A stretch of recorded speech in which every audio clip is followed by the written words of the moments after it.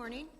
I'm going to be reading the scripture reading today from Genesis 32, 22 through 23, 32. It's 22 through 32. I'm going to use my phone, and I am going to be using the NIV version. That night, Jacob got up and took his 2 wives, his 2 female servants, and his 11 sons, and crossed the ford of the Jabbok.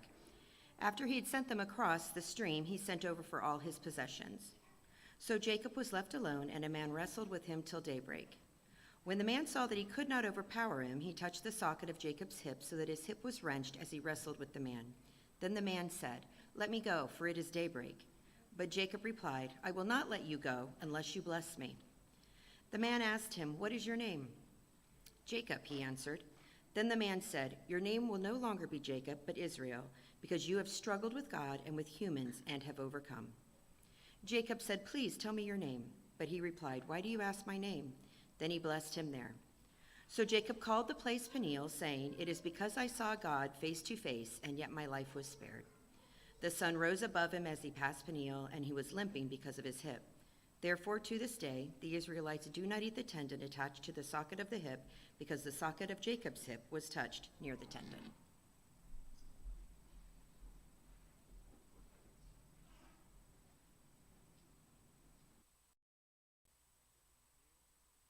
And everybody online, thank you for being with us today. I know that we have some guests with us this morning, and we want you to know how much it pleases us that you are here, that you've chosen to be with us. Can't always tell it on our faces, but we really are happy about that. And some of you have come with your children, and that just multiplies the pleasure for us. We're thrilled that you've come with them, so thank you for that. What does it look like when God shows up? Someone said that when God shows up, it's not to show us what he looks like, but what God is like. And Genesis 32, that Cheryl just read for us, is a fascinating, if bizarre, text. It is one of those stories in Scripture that is meant to show us our story.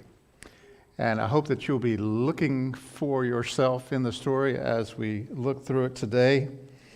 It is meant to be read with the imagination engaged, okay?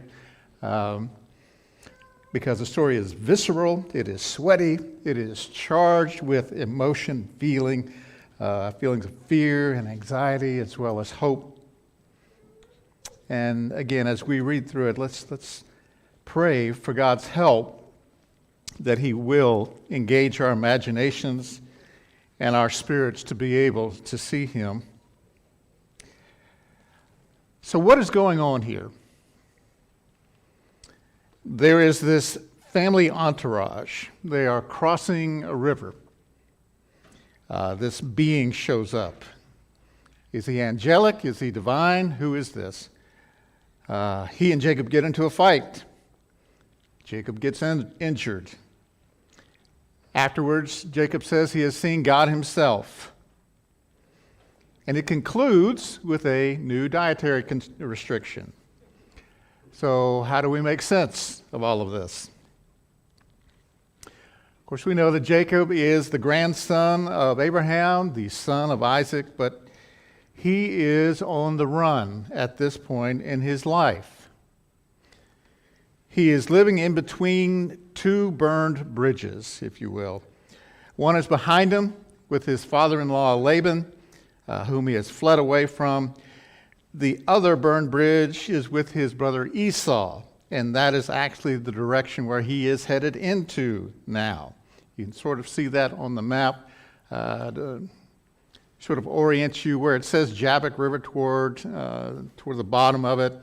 If you go just a little bit to the left or to the west, then you would see Jerusalem there, if that helps. He's gone up this direction again to get away from his brother. Now he's having to come back down the same way to get away from his father-in-law. But more ominously, if you will, Jacob has discovered that not only is he headed toward his brother, but his brother is headed toward him. It looks like this time he is not going to be able to escape. As they like to say in the news, sometimes the walls are closing in. Well, earlier in this chapter, Jacob had prayed for God to help him, but he is also still trying to figure out things on his own terms. He's trying to get out of this jam that he has made by his wits. And in the middle of the night, he gathers his whole family. They're about to cross that river, Jabbok. And just the fact, by the way, if you think about it, just the fact that they are making these maneuvers in the middle of the night, they're doing this in the dark, well, that lets you know something, right? That they are panicked, that they are in a fix. At some point, Jacob goes out to pray for the Lord to save him from the hand of Esau, who he is sure has come out to attack him. He spends the night out in this place alone. That is when a dark stranger appears, and they get into it. They wrestle for some time, could have been maybe even hours. Towards the end of it, there is a discussion between the two of them. Somehow, all of this has been about imparting a blessing. And then Jacob limps away, forever changed.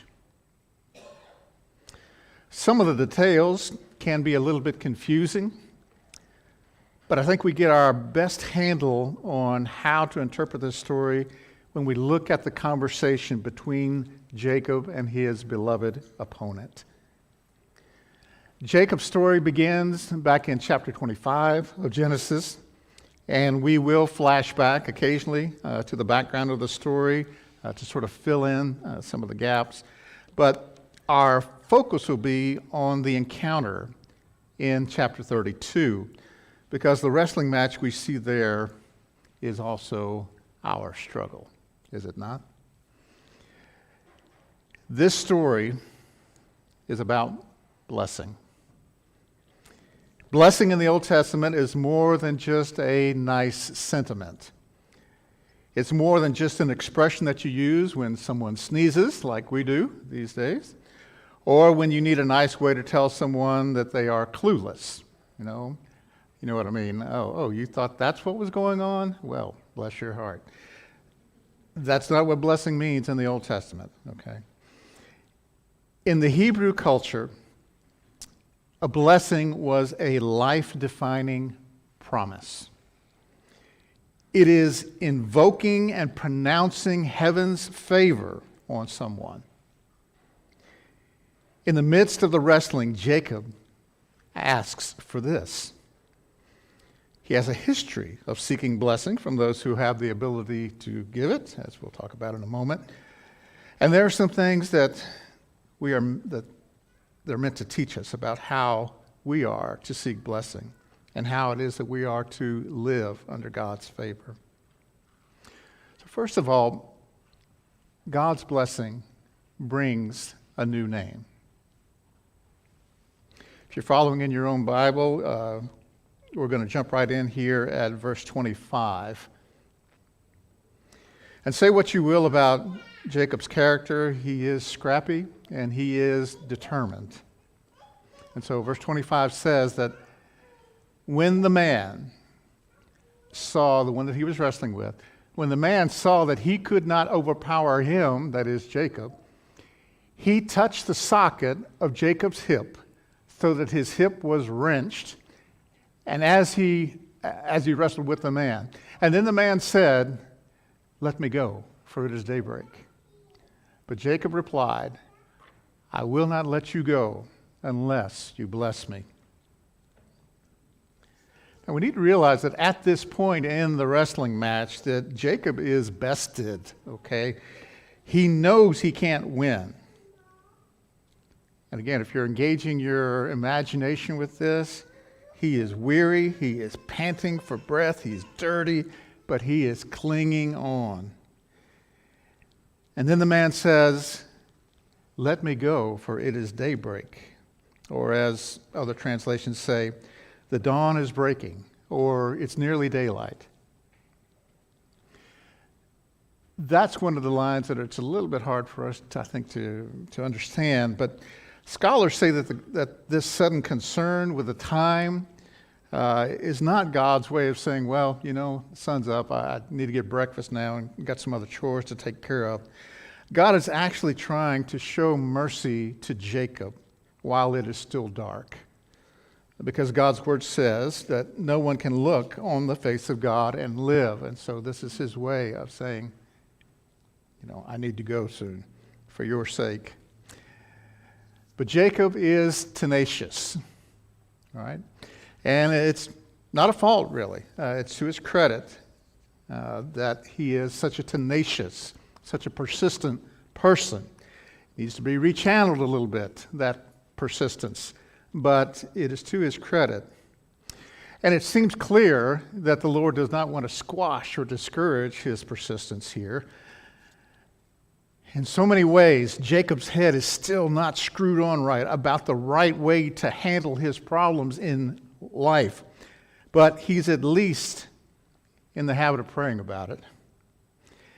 And so in the next verse, the man asks him, "What is your name?"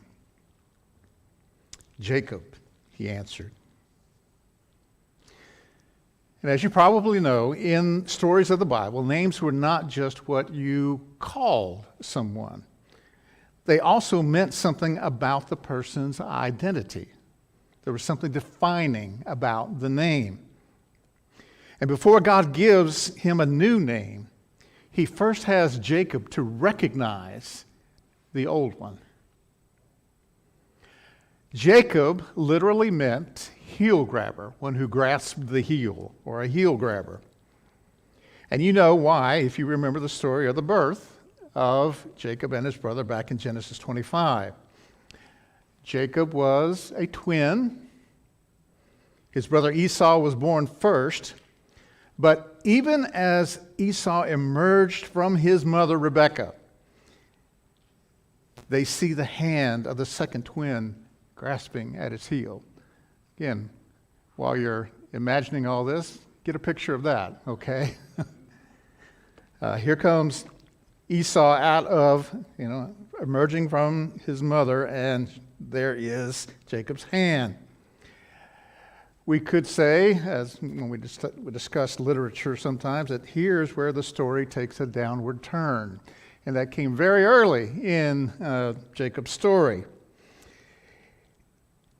In ancient cultures, to be the firstborn meant that you received the birthright. And the birthright was the blessing of a greater share of the inheritance.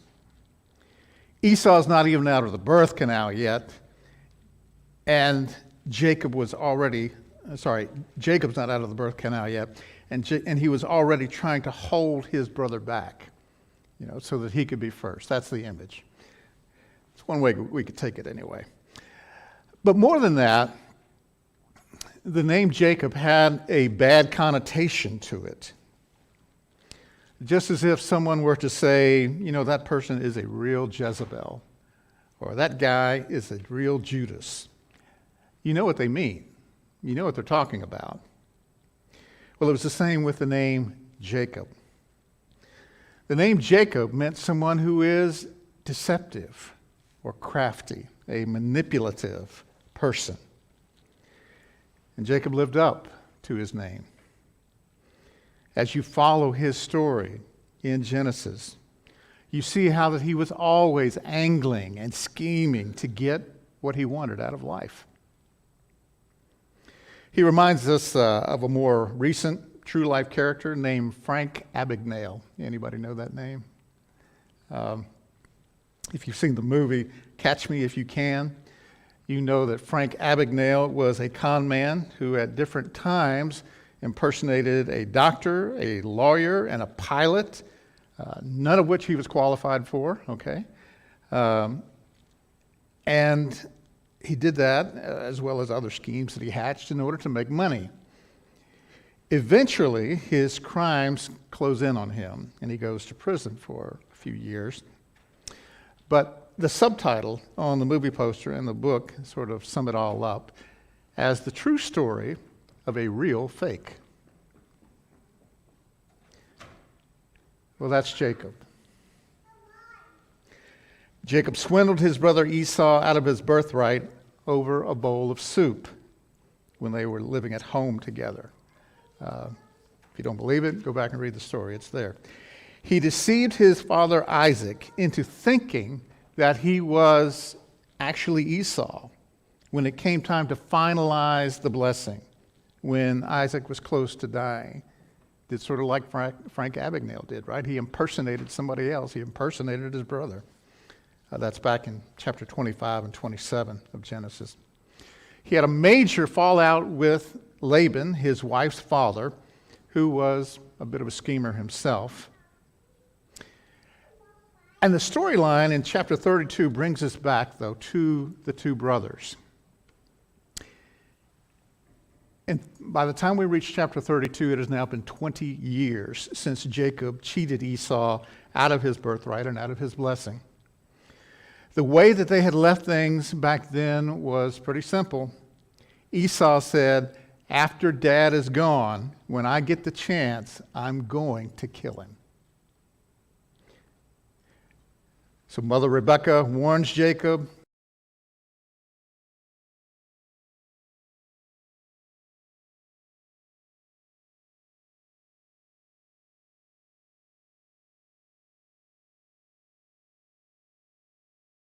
When Jacob wanted to marry Laban's daughter, Rachel, and Laban agreed to that if Jacob would work for him for 7 years.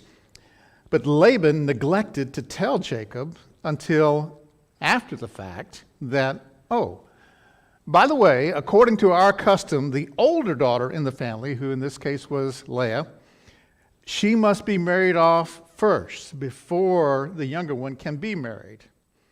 And that's why we slipped Leah into the marriage tent with you on your honeymoon night instead of Rachel. So even though you've already worked 7 years, that's going to cost you 7 more to be able to marry the other sister, to be able to marry Rachel.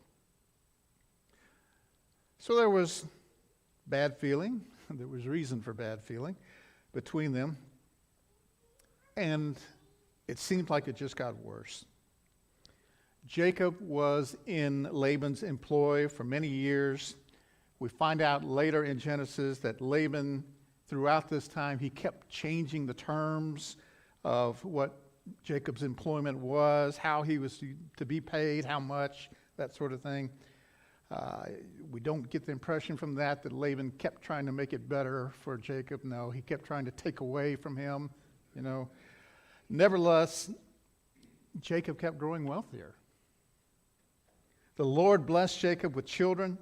He made his flocks increase and caused him to prosper in spite of Laban's attempts to try to hold him down. And that didn't sit well with Laban's family. We read in chapter 31 that Jacob heard that Laban's sons were saying, Jacob has taken everything that our father owned and has gained all this wealth from what belonged to our father. Jacob noticed that Laban's attitude toward him was not what it had been. Then the Lord said to Jacob, go back to the land of your fathers and to your relatives, and I will be with you. One of the real heart problems that Jacob has is that because he is a deceiver, because he is not trustworthy, he expects other people to be like him. He doesn't trust anyone else either. He probably fears that Laban will find a way to keep them from going. So God has sort of given him the green light here, but he doesn't trust Laban. And so he doesn't go back, as you might expect, and settle accounts with his father-in-law. I mean, he's been in his employ. He's had the charge of so many of Laban's flocks, of his goods. But he doesn't go back to settle things up with him. He doesn't tell Laban that they're leaving. They just pack up and go. Well, Laban finds out about that 3 days later, and he begins to give chase. They exchange some fairly heated words. By the time when Laban catches up to him, they exchange some fairly heated words and finally decide here's how we're going to settle this. We're going to set up an altar of stones as a kind of a boundary line, north and south. We'll put this here as a reminder to say, I, Laban, I'm not going to cross over to the south to come and harm you. You, Jacob, you will not cross over to the north to come after me. And so that's how they came to a truce. And it was an uneasy truce, but I guess a truce nonetheless. And now only one challenge remains. And that is facing Esau. Even though it has been 20 years since they last met, Jacob knows that he left his brother pretty much on the worst of terms. So he sends out messengers in advance. He wants to alert Esau that he is coming back. And oh, by the way, I brought lots of gifts for you as a peace offering. The messengers come back to Jacob and they say, we found Esau. And now he's coming this way with 400 men. And we're not really sure, but we don't think it's a welcoming party. And I have to say that it is at this point that I really connect with the person of Jacob. Like me, and I suspect like you, he is a mixture of fear and faith. Anybody else identify with that? We're a mixture of fear and faith. And which way now, given this situation, will Jacob turn? Which way will he lean? And what he seems to do is to fall back into Jacob mode. Instead of pushing all in and trusting God's very recent, by the way, promise that he will be with him as he goes back home, he acts on his wits. He hedges his bets. It's sort of like when Laurie and I, when we used to live in a small town in western Kenya, there was one hardware store in the town. It was owned by a Hindu man. He had a big pickup truck that he used to move supplies back and forth. He was Hindu. On the back of the truck, he had written Allahu Akbar, which is Muslim. And then on the other side of the truck, it said, Jesus is Lord, okay? And we thought, well, okay, I guess we're covering all the bases here, just in case. Well, that seems to be the approach that Jacob takes as well. Chapter 32 says, verse 7 says that in great fear and distress, Jacob divided the people who were with him into two groups, and the flocks and the herds and the camels as well. All right. So you see what he is responding to most strongly. This is not a response to his faith, apparently, so much as it is a giving in to his fear. In great fear and distress, he makes this move. And he thought, if Esau comes and attacks one group, the group that is left may escape. Jacob gets really pragmatic here. We find more detail in chapter 33 that says that he put the female servants and their children at the head of the group. Okay, so bear in mind, the ones at the front are going to be the ones most vulnerable. The first one's attacked. So he puts the female servants and their children at the head of the group. Leah and her children he puts in the middle, and Rachel and her children in the rear. You have to wonder if maybe Leah had a conversation with him about that later. We don't know. But in any case, he's preparing for what he thinks is the battle of his life. And he did not foresee the real contest that he is now engaged in. All right, flashback again. Now we're back in the scene of the wrestling match. Chapter 32. When God asks the heel grabber what his name is, it is to get him to see what his life has been up to that point. Jacob confesses his name, with all the baggage and all the bad connotation that goes with that name, and with powerful grace, the man said, "Your name will no longer be Jacob, but Israel, because you have struggled with God and with humans and have overcome." This is where the Jewish nation got their name, Israel. And one thing we need to take away from this is that when God meets us, when he hears our name, and all that that has to say about our past and our choices and what has marked our lives to that point, God meets us there, but he doesn't leave us there. He doesn't continue to call us or to recognize us by our past mistakes. He gives Jacob a new name that reveals his new identity in relationship with God. He is now Yisrael, the one who fights or contends with God. In doing this, he is reorienting who Jacob understands himself to be. And that's what he does with every single person who comes into relationship with him through Jesus. He wants us to understand who we now are in a brand new light. You are a co-heir with Jesus. You are a child of the King. God's blessing gives us a new name. But we also see that the blessing comes with a wound. Again, verse 25, when the man saw that he could not overpower him, speaking in this case of the angel of God or God himself, he touched the socket of Jacob's hip so that his hip was wrenched as he wrestled with the man.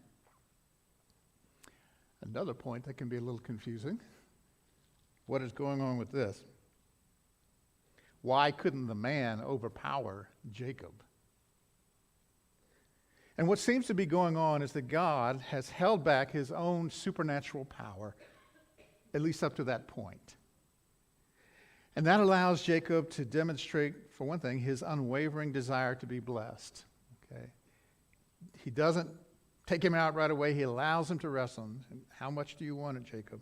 Are you really seeking me above everything else? And it also allows Jacob to feel like he can gain the upper hand, like there actually is something to this fight. Just like he has felt like with every other person in his life. Jacob has always looked at himself as large and in charge. The one who can figure things out. The one who can manipulate his way through life. And at the right moment, all it takes is a little touch from God. And Jacob is done. His hip is wrenched, maybe dislocated, maybe broken. And if he hadn't realized it before, Jacob now knows who he is dealing with. God has held back, okay, up to now. But Jacob now knows who he is dealing with. He knows this is a divine encounter. He realizes now that the fight was always going to end up this way. And God was just, again, holding back. All right, do you still have the picture in your mind? The Lord has just laid a finger on Jacob's hip and dropped him to the canvas, like a bad habit, as we say. But instead of tapping out, Jacob still holds on to God in human form, and he declares, "I will not let you go unless you bless me." Now, there's a kind of delicious irony here when you think about it. God has always wanted to bring Jacob blessing. God promised it before Jacob was even born that he was going to do that. But for Mr. Self-Sufficient, I can scheme my way out of any situation into success. He never, at least up to this point, he never bows the knee long enough to open his hands. He suddenly finds himself in a totally helpless position. because of his wound, and only then does he beg God for what only God can do. I'll say it again. This is my story. This is our story. We're all for God providing blessing for us. The problem is we want to find a way to have the blessing and not the wound. God, isn't there a way that you could do good things, bring good things into my life without me having to be in a place of being totally dependent on you? Because if we had a choice, that's what we'd seek. That's what we'd take. And again, think about Jacob's wound. Why the hip? It may just be because Jacob is a man on the run. He's about to face off with his brother. If he had any thought of either fighting against his brother or fleeing away from his brother, now he has neither one of those choices. He is desperate for God to save him. We actually get a word of commentary on this from, you'll never guess where, from Hosea, chapter 12, where it says about Jacob that in the womb he grasped his brother's heel. As a man, he struggled with God. He struggled with the angel and overcame him. He wept and begged for his favor. Picture it again. Jacob is out of options. His brother is on the move toward him. God has physically wounded him to make him spiritually dependent on him. Have you ever had that happen to you? You ever been in that place? Sometimes it is a physical wound that we get that makes us, that opens our eyes to our dependence on God, right? Maybe it was in the form of an unexpected diagnosis that we got from the doctor, and it just floored us. Or a broken relationship with a spouse or a child. Maybe it was because of a lost job. Maybe it was because your finances were in ruins. Or something else that you absolutely could not fix, and you didn't know how you were going to make it through. At the same time, have you ever said, or have you ever heard someone say, it turned out to be a blessing? Because it was in the midst of the struggle that I never asked for that I found the faith and the strength that I always wanted.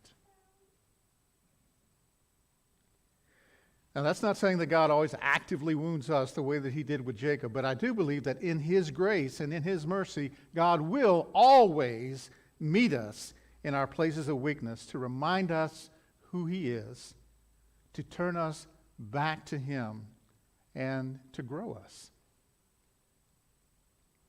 I envision Jacob on the ground. I don't know what this looks like in your mind, okay? But I envision Jacob on the ground doing what he does, grasping the heel, but this time grasping the heel of the Lord. And this time, God is okay with it. Because he's doing it not to deceive or to cheat someone or to finagle his own way, but to admit that he needs only what God can give.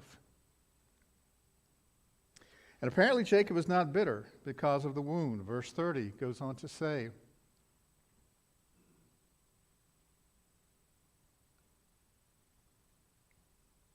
is that verse 30? Yes, it is. Jacob called the place Peniel, saying, it is because I saw God face to face, and yet my life was spared. The sun rose above him as he passed Peniel, and he was limping because of his hip. But then, notice the commentary that Hebrews 11 adds to that. By faith, Jacob, when he was dying, blessed each of Joseph's sons and worshipped as he leaned on the top of his staff. Now think about that. Put those two scriptures together. First of all, it shows us that Jacob blessed not just the eldest of Joseph's sons. This is interesting. But when it's his turn to give the blessing, rather than some of them feeling cheated, it says he blessed all of them. Yeah, that's one thing. But that staff, when do you think Jacob began to need a staff to get around? It may well have been here at Peniel. That staff that the Lord had caused him to lean on from Peniel to the end, it didn't make him resentful. It reminded him of God's goodness that night, and it led him to worship the Lord.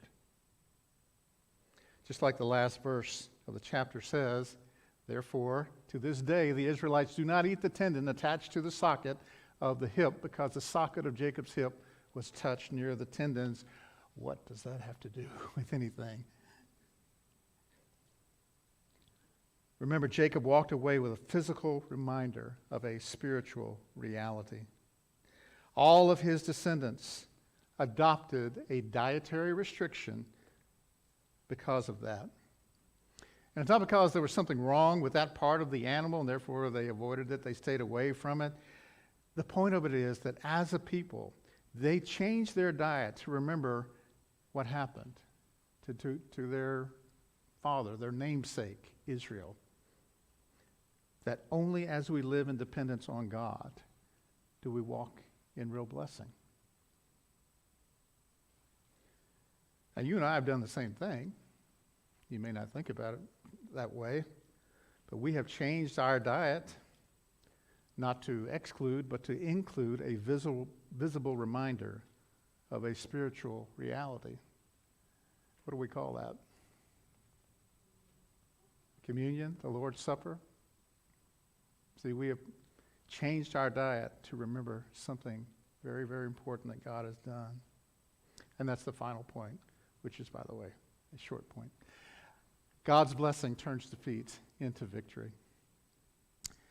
For Jacob to encounter God and to walk away alive in itself was a victory. Of course, it was only by God's grace. God allowed him to contend with him because he had a greater victory in mind for Jacob. The same way that God has done for us in Jesus. And we need to be sure that we understand the connection between the story of Jacob and the story of Jesus. God in human form allowed the people he came to bless to wrestle with him, just like he did with Jacob. He allowed his own people to oppose him. And more than that, to let Jacob, or the descendants of Jacob, betray him. To rain down violence on his body. To drive nails in his wrists and in his feet. And yet, that was the moment of victory. Colossians 2 says that God canceled the record of the charges against us and took it away by nailing it to the cross. In this way, he disarmed the spiritual rulers and authorities. He shamed them publicly by his victory on the cross. How often do we put those two ideas together, or anyone? Victory on the cross. The moment that looked like defeat, Jesus was accomplishing the biggest victory of all. Forgiveness over sin. Mercy over judgment. Life over death.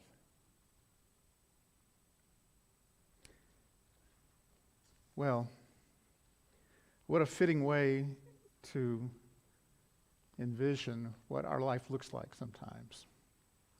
A wrestling match, a struggle with people and with God. But what do we take away from it? First of all, did you find yourself in the story? Did you see those places where maybe the way you have lived is like how Jacob lived his life? And will you allow this story to change how you wrestle with life this week and how you contend, hopefully not against God, but contend with God in your life? Lord, bless us to learn from these words that he's given us.